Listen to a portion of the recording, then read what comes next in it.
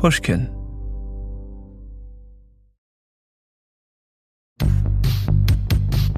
Previously on Hot Money. The evidence that led to the raid was incredibly weak and should have never have led to this raid to happen.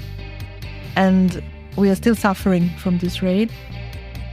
If you want to guess about how worse would an intelligence asset like Marsalek be, then you would say, well, very worthy. Very valuable as a... Very valuable, yeah. It's June 2022. Jan Marsalek is in Moscow. It's been almost 2 years since Wirecard was exposed as a fraud. And during these 2 years, he's been in near constant contact with one person in particular, via the secure messaging app, Telegram. Right now, Marsalek is asking this person if their regular courier can pick up something very important for him. Something he has a hankering for. Dessert. We're going to read out his messages for you. On a personal note, would he have time to drop by the Sacher shop to buy 2 cakes for me? Marsalek is after one of the most famous inventions of his home city, Sachertorte, chocolate cake. From the moment he fled Europe, this person he's asking about the cake has been around to help him. Life on the run hasn't always been easy for Marsalek, and this friend, he's tried when he can to offer some reassurance. Keep your chin up, he tells Marsalek.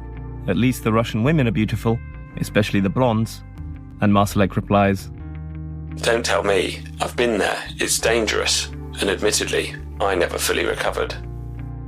Is this a reference perhaps to Natalia's Lubina, the woman on the yacht with Jan all those years ago in Nice? For the most part, Marsalek seems in good spirits.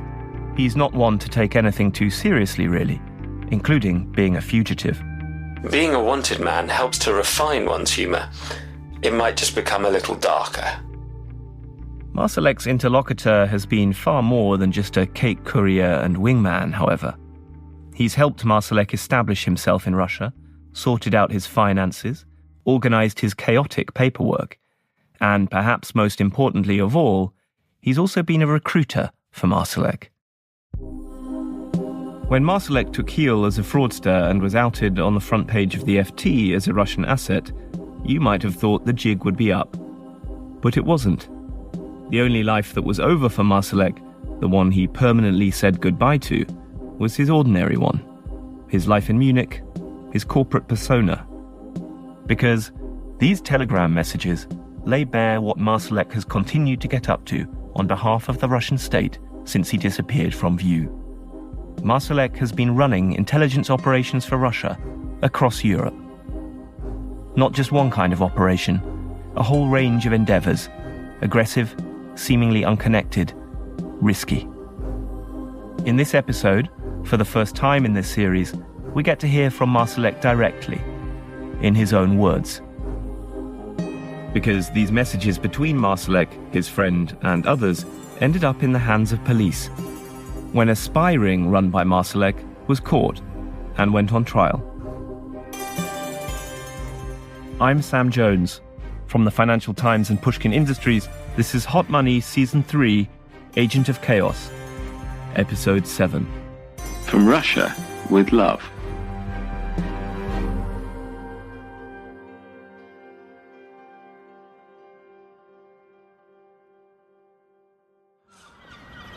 So far, this story has taken me to Vienna, to Munich, to the south of France, to Tunis. But right now, here I am in Great Yarmouth. That's the sound of a tiny little train, one of those little toy trains going past that takes people from car parks to the seafront. Great Yarmouth is a seaside resort on the Norfolk coast, about 3 hours northeast of London. There's a beautiful sandy beach, a pleasure pier and a fairground. The seafront is lined with amusement arcades. A handful of grand buildings hint at former prosperity, but there hasn't been much money in the town for decades. It's the most incongruous place, given what happened here and how significant it was. But then again, In this kind of story, and in a lot of spy fiction too, half-forgotten liminal places like this are often at the heart of the matter. The terraced streets off the seafront are full of guest houses, but many of these are boarded up. My producer Peggy and I are here to see one guest house in particular, on Prince's Road, the Haydee. There it is on the right. It's the white and blue one. Oh, here. Oh, at the end. Yeah, I see that. Windows are all shuttered, curtains all drawn. Opposite the Haydee, there's a pub. So we go in, hoping to find someone who can maybe tell us more about what happened here on Prince's Road on a cold February morning in 2023. Moira Scott is the landlady. She had a ringside seat. I turned up just before 9, always get the doors open, and straight away saw over the road that there was a big tent awning thing at the front of the building. Moira knows the rhythm of Great Yarmouth well, and she's pretty unflappable. First of all, I thought someone might have been murdered. But I did think, well, there's no ambulances or anything, and there's no police cars. And then I saw these men or women all blacked out with balaclavas on. Earlier that morning, squads of police and security officials arrived at number 27, heavily armed, and bashed the door in. Body cam footage of one of the officers shows police streaming into the building in the dawn light, through dim rooms on the ground floor. At the back, they found the person they were looking for. Get in there! Stay there! Orlin Rusev, a Bulgarian man. He looks terrified. His pupils are wide. The police officer pushes him up against a wall and holds him there. And in the background, you can hear other officers stamping up the stairs. He stammers to the officer restraining him. I think it's the wrong place. The Haydee is no longer a guest house. It's Rusev's home. And it's an Aladdin's cave, or perhaps more of a hoarder's lair. It's stacked high with boxes and clutter. One of the rooms at the back seems to be Rusev's office. It's packed full of what police later describe as a vast amount of computer and technical hardware.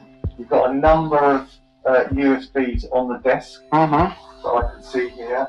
And to the right of the desk, there are a number of mobile phones. Yes. Are all of these devices yours? I have purchased some on the eBay, and I'm repairing many of those. Rusev tells them he's running an IT repair business, but that's not true. Most of this equipment, it's for surveillance. And it's only later, when technical experts begin to pore through the stuff they've seized, that they find the treasure, the telegram messages between Marsalek and his correspondent. Because Orlan Rusev is the cake courier, the fan of Russian blondes, the man who has served as Marsalek's right hand during his exile in Moscow.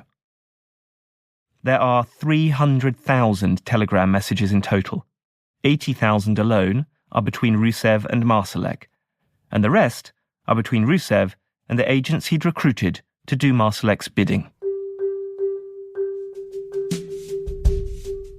A year and 9 months after the raid in Great Yarmouth, the biggest public espionage trial in modern UK history begins in London.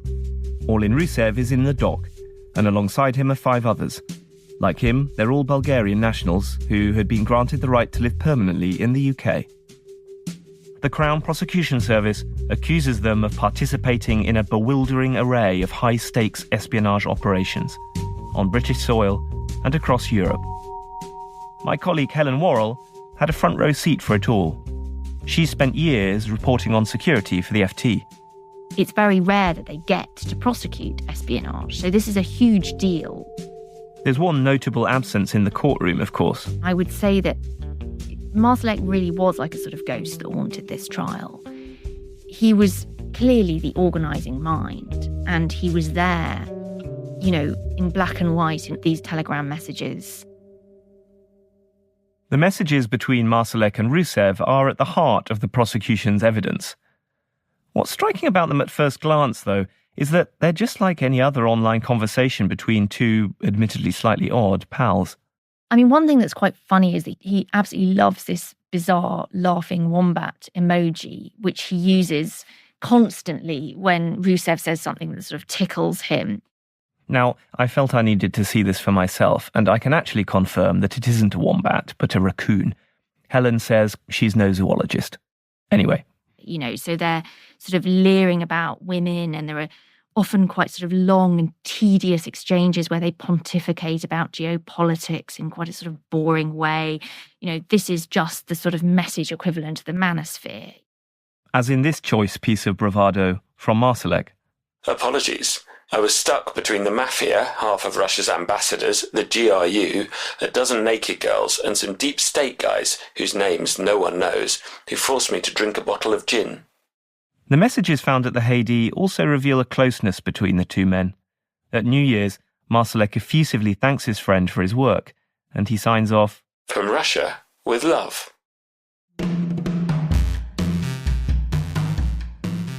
But far more importantly, the messages exposed who Marsalek and Rusev had working for them. And the more I learn about them, the more it makes me wonder how it could be that Russia, an undoubted espionage superpower, has ended up depending on people like this as its frontline foot soldiers. Let me take you through the org chart. Marsalek was at the top of the group, giving orders from Moscow. In Great Yarmouth, Rusev was his number 2, Marsalek's ideas guy, his operations man.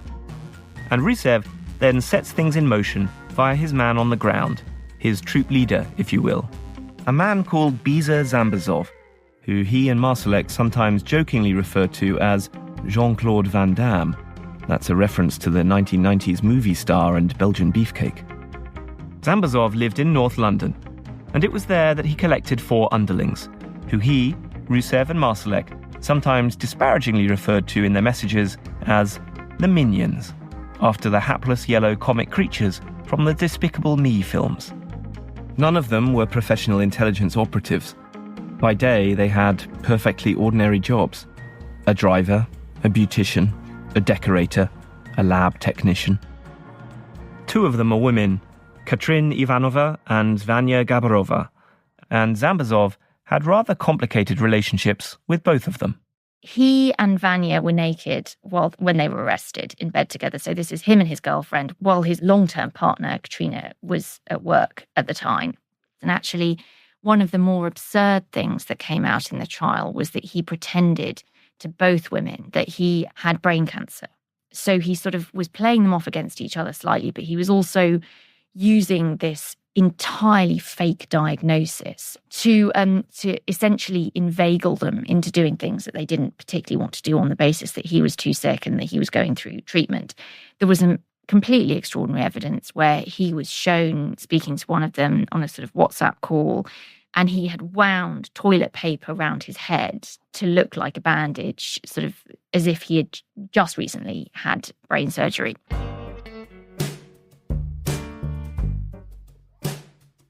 You might be thinking, as I am, that all of this is beginning to sound a bit more farcical than threatening, more Keystone Cops than Casino Royale.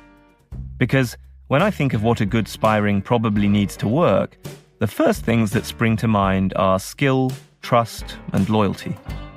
If you don't have those, then how can you hope to stay secret? These guys had far too little appetite for discretion. Sometimes they seemed to be a bit carried away by it all. I think at some points they were sort of surprised by the excitement of it. There's a photograph that was shown in evidence of Gabarova using her Ray-Ban spy glasses. Sunglasses that had been equipped with a miniature camera. She takes a photo of herself in a hotel mirror, a sort of selfie in these glasses. And you can see that there is an element of glamour here. But here's the thing. Despite how amateurish the Minions seem to be, the plots Marsalek and Rusev tasked them with were frighteningly ambitious.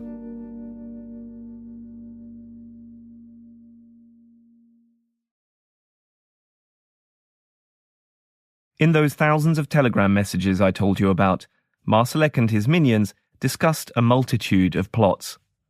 Some stayed ideas in the ether. Others were put into action in the real world. I'm going to tell you about 3 of them which struck me, because they were operations on the front line of Russia's shadow work to manipulate its allies, sow chaos amongst its enemies, and silence its critics.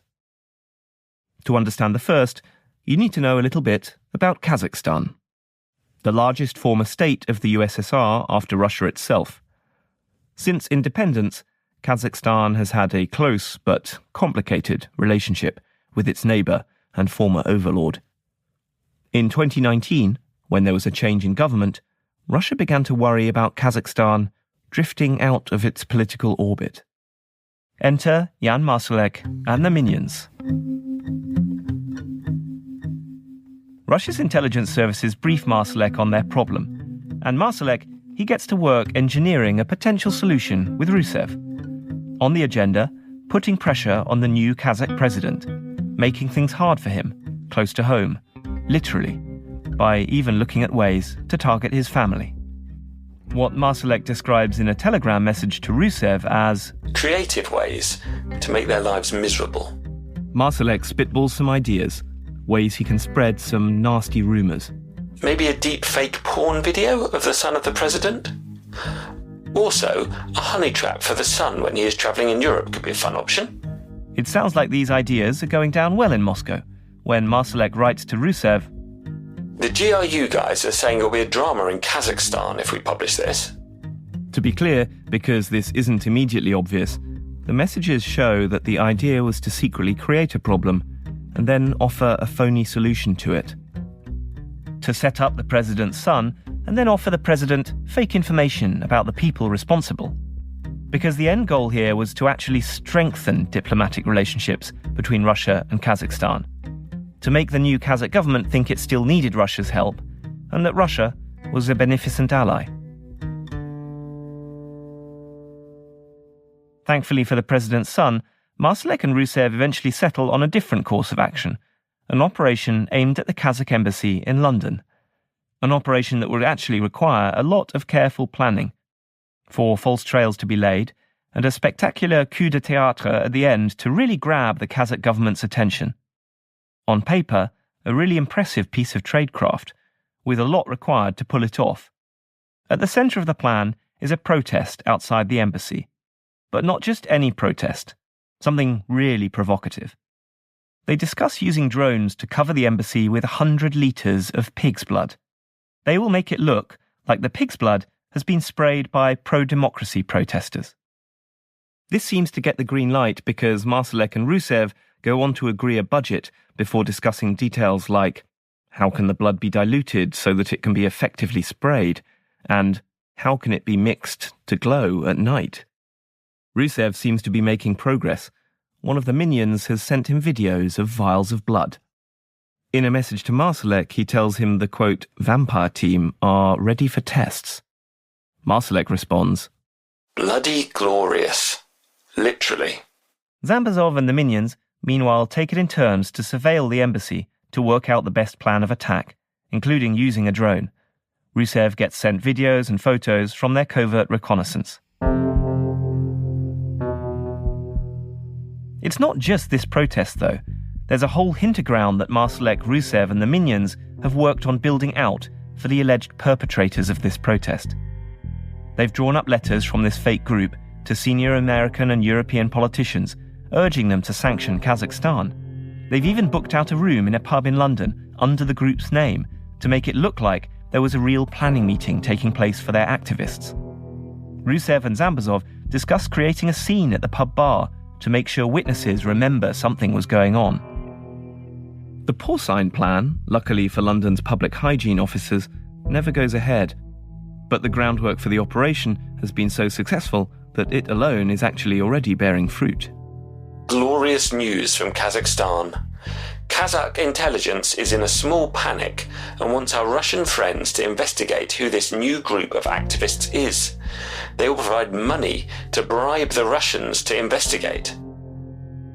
The thing is, this operation, it's super high risk, and Marsalek seems to know it when he tells Rusev, "Don't want anyone outside a small circle in the GRU to know about this Kazakh attack story."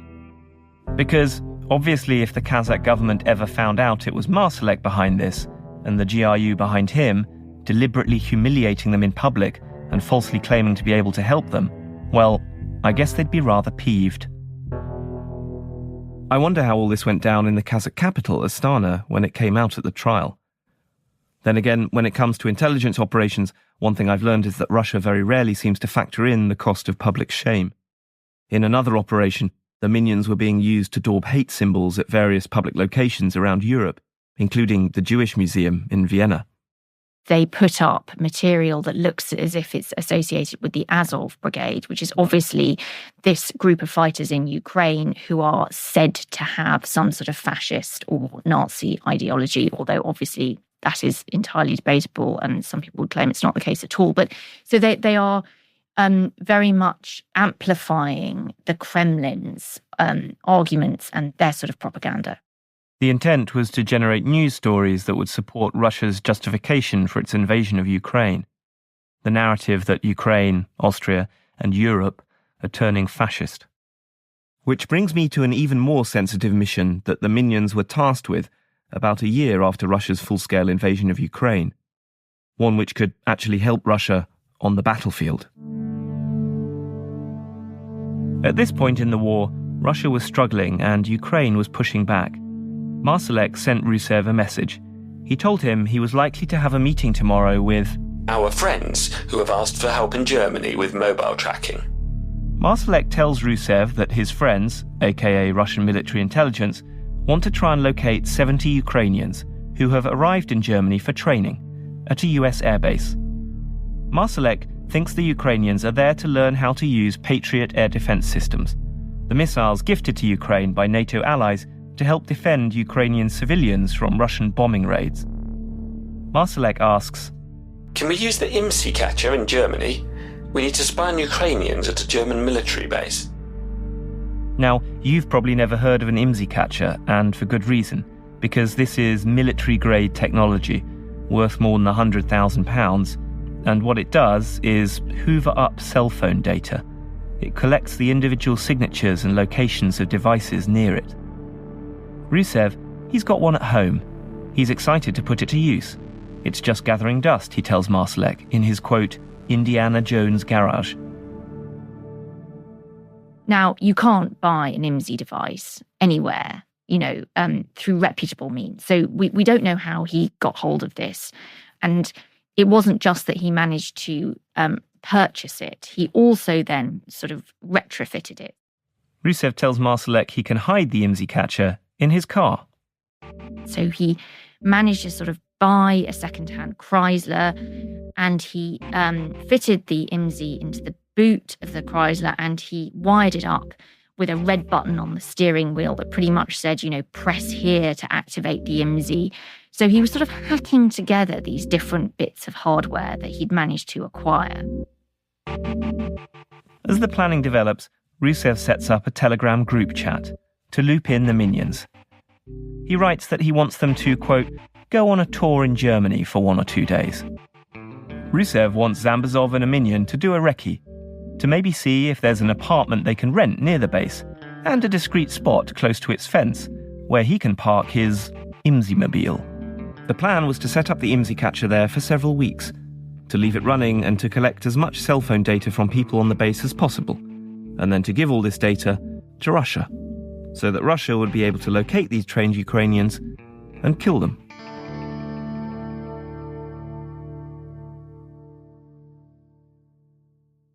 Now, if you were a military intelligence officer from the GRU, I'm not sure you'd be able to undertake this operation, even with all the training and skills in the world. Because in recent years, European intelligence agencies have been doing all they can to track Russian agents at work on the continent, and they're pretty good at it. Hundreds of suspected Russian intelligence operatives have been expelled. But if you're a Bulgarian beautician from London, or a mobile phone repairman from Great Yarmouth, who will be paying attention when you drive across a border, or end up renting an Airbnb in a small town in Germany?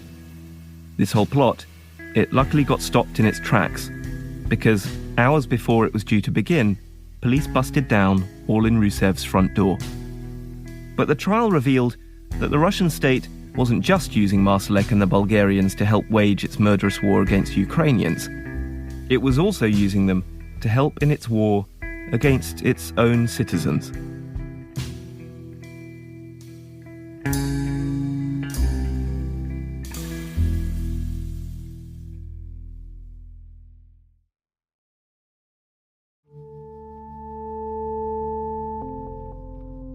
Hi, Roman. Oh, let me turn on everything. Yes, it's working. Hi. Hello. Thanks very much for speaking with us. No problem. I know it must be quite difficult circumstances at the moment, but we really appreciate it.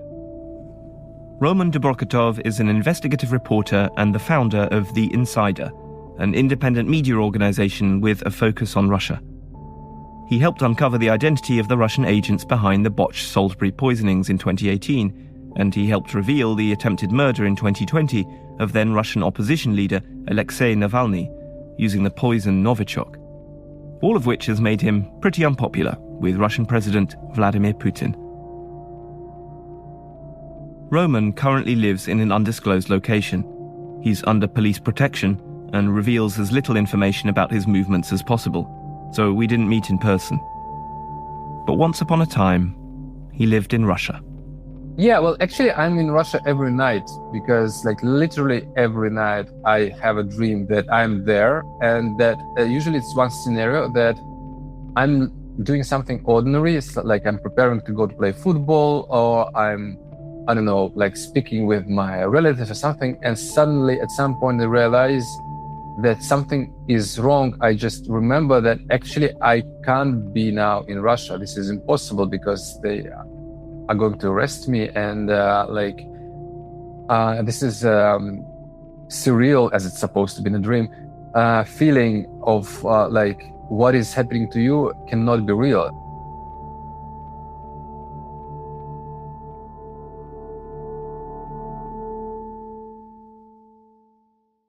In 2021, Roman had to flee his home, his friends, and his family.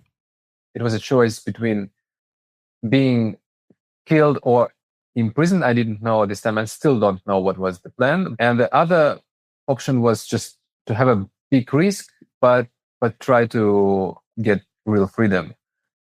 In the middle of the night, he crept across a sunflower field, out of Russia and into Ukraine. The second after I crossed the border, I felt, not even psychologically, but even physiologically, I felt how big was the burden that fell from my shoulders. Except that in Europe, he wouldn't be entirely safe either.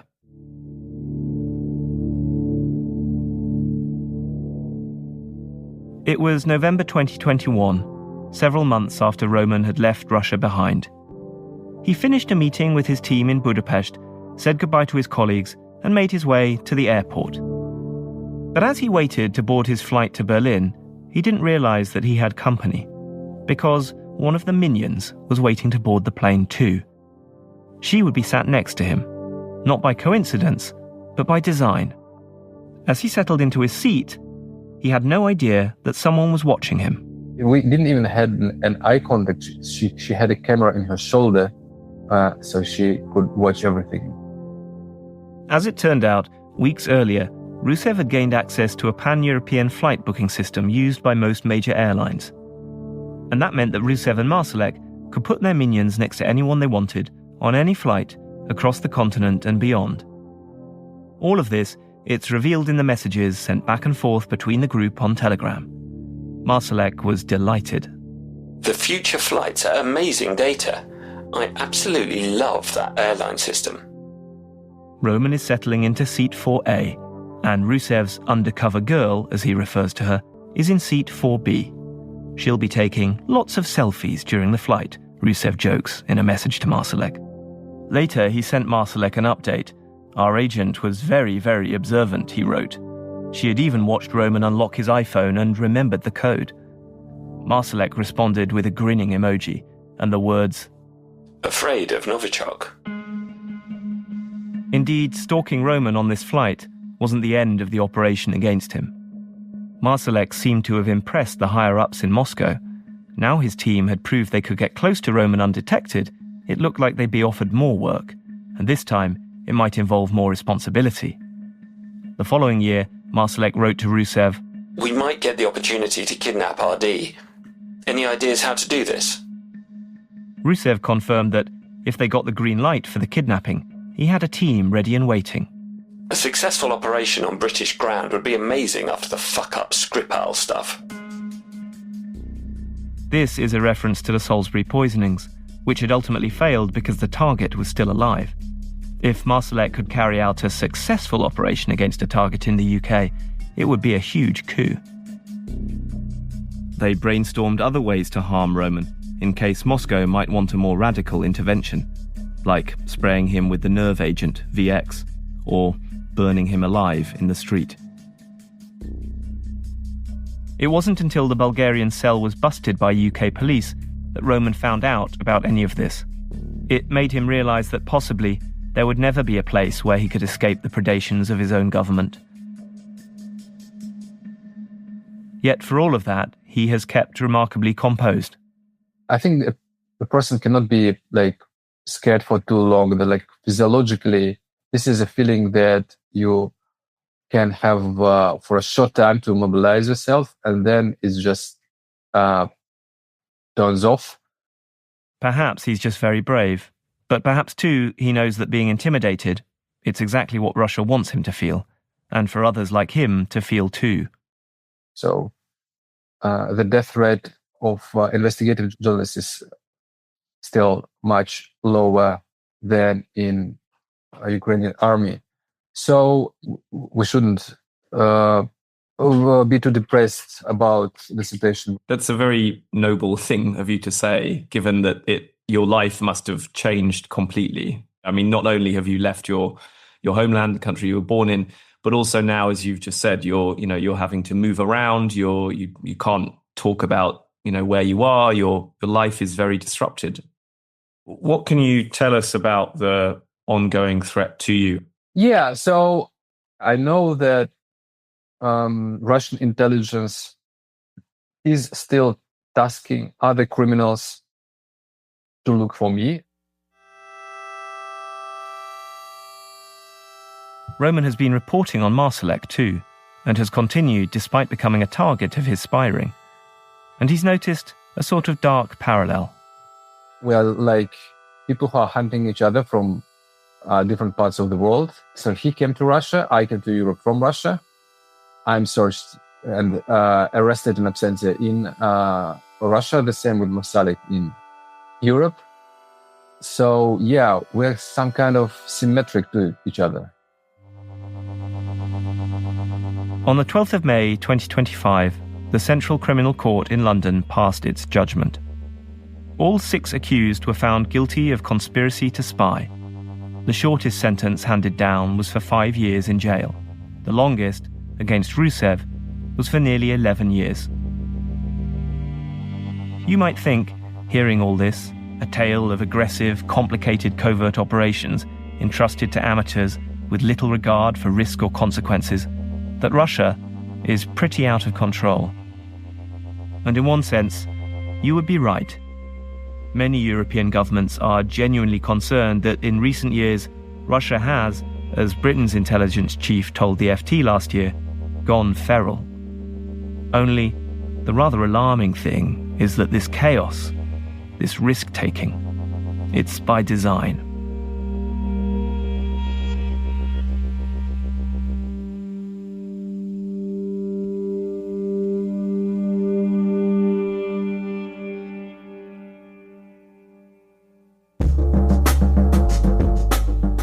Coming up on the season finale of Hot Money.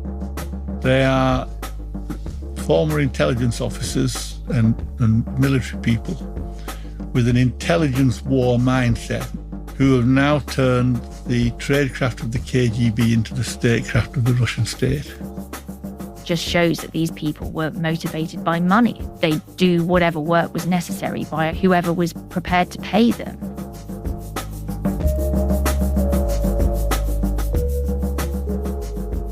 Hot Money is a production of the Financial Times and Pushkin Industries. It was written and reported by me, Sam Jones. The senior producer and co-writer is Peggy Sutton. Our producer is Izzy Carter. Our researcher is Maureen Saint. Our show is edited by Karen Shakurji. Fact-checking by Kira Levine. Sound design and mastering by Jake Gorski and Marcelo de Oliveira, with additional sound design by Izzy Carter. Original music from Matthias Bossi and John Evans of Stellwagen Symphonette. Our show art is by Sean Carney. Our executive producers are Cheryl Brumley, Amy Gaines-McQuaid, and Matthew Garahan. Additional editing by Paul Murphy. Special thanks to Rula Khalaf, Dan McCrum, Laura Clark, Alistair Mackey, Manuele Saragosa, Nigel Hansen, Vicky Merrick, Eric Sandler, Morgan Ratner, Jake Flanagan, Jacob Goldstein, Sarah Nix, and Greta Cohn. I'm Sam Jones.